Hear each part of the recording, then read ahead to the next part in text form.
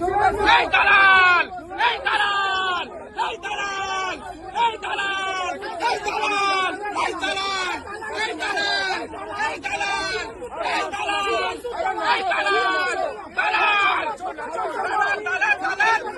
और बांग्ला दलाल, और बांग्ला दलाल।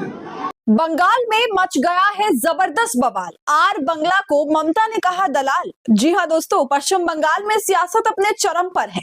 सियासी दाव पेच बंगाल के अंदर जमकर खेला जा रहा है। ईडी सीबीआई ममता बनर्जी की कंपनियों पर, वो कंपनियां जो चुनाव का लेखा जोखा देखती हैं, उन पर छापेमारी कर रही है। और इस बीच ममता सड़क पर उतर चुकी हैं, अमित शाह को घटिया बोल चुकी हैं और अब गोदी मीडिया के टॉप चैनल में से एक रिपब्लिक भारत दोस्तों, उसकी पत्रकारिता पर खुलेआम दलाल कहा गया है उसको।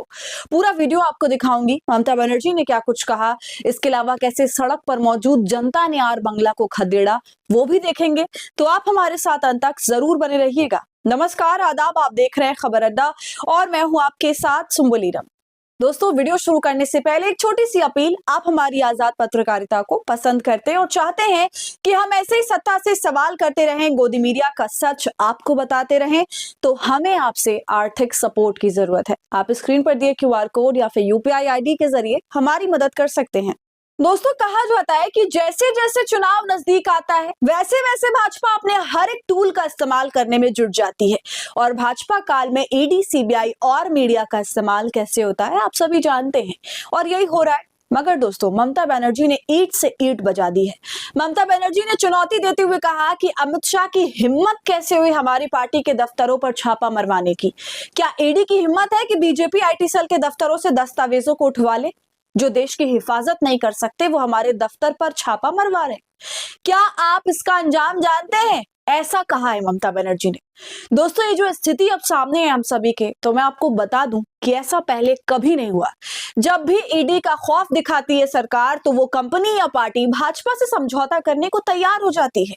मगर बंगाल में ऐसा होता नजर नहीं आ रहा। यहाँ तो बंगाल के मुख्यमंत्री ममता बनर्जी ने सीधे सीधे चैलेंज दे दिया और खुलकर सामने आ गई, खुलकर सरकार को ललकार रही हैं। कोलकाता में खुल के खेला शुरू हो गया है।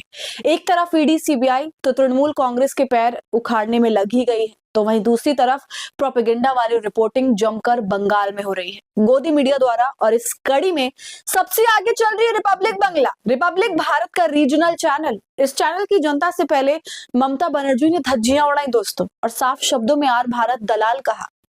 अब ऐसा लग रहा है कि रिपब्लिक टीवी सुपारी लेकर के काम कर रहा है ऑपोजिशन के खिलाफ। और ये बात मैं नहीं कह रही हूँ, ये बात खुद तृणमूल कांग्रेस के नेता और कार्यकर्ता और पदाधिकारी कह रहे हैं, ममता बनर्जी कह रही हैं। वो वीडियो दोस्तों दिखाऊंगी कि कैसे रिपब्लिक बंगला के रिपोर्टर के खिलाफ दलाल दलाल के नारे लगे।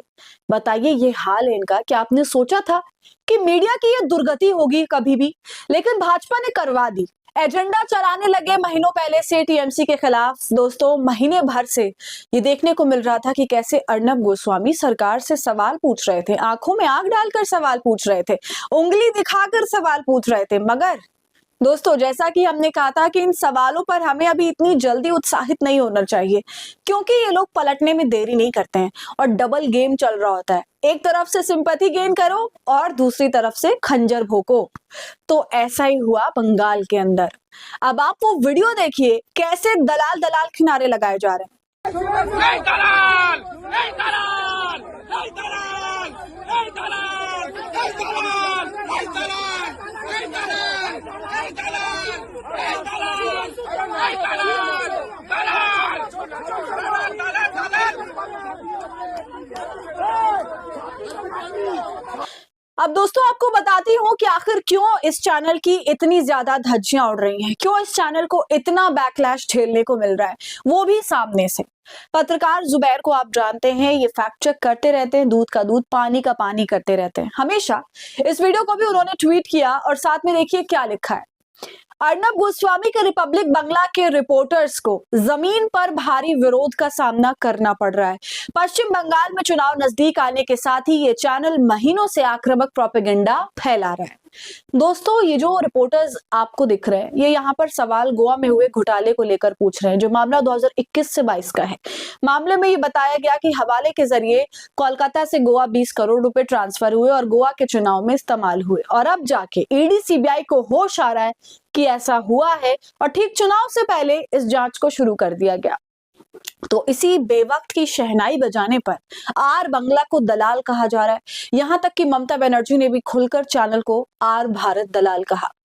मगर दोस्तों, इस हिसाब से तो सवाल सब पर उठना चाहिए और सबसे बड़ा सवाल तो भाजपा पर उठना चाहिए, क्योंकि इस पार्टी ने जनता से कमाया हुआ पूरा का पूरा जीएसटी का पैसा अपने पीआर वर्क में लगा दिया, यानी प्रचार करने में। जी हाँ, मगर इस पर भाजपा से सवाल कौन पूछेगा कि क्या उनके लिए सब कुछ केवल प्रचार ही है? जो पैसा लोगों के देश के कल्याण के लिए इस्तेमाल हो सकता है, वो पैसा प्रचार में इस्तेमाल हुआ। वो मेहनत से कमाया हुआ करोड़ों का पैसा जो हम जीएसटी के नाम पर हर छोटी सी बड़ी चीज से में देते हैं, भरते हैं, मगर इस पर एक सवाल नहीं पूछा जा रहा है। दोस्तों, इस वक्त जो आप देख रहे हैं ना, वो सीधे सीधे एक चुनावी जंग है। ममता खुले शब्दों में अमित शाह को घटिया कह रही हैं और कह रही हैं कि वो अपनी औकात में रहें। तो आगे इस मामले में क्या होगा वो देखना दिलचस्प रहेगा। जो भी जानकारी होगी हम आप तक पहुंचाएंगे, इसलिए वीडियो को आप ज्यादा से ज्यादा शेयर करें, लाइक करें, खबर अड्डा को यूट्यूब पर सब्सक्राइब कर लें।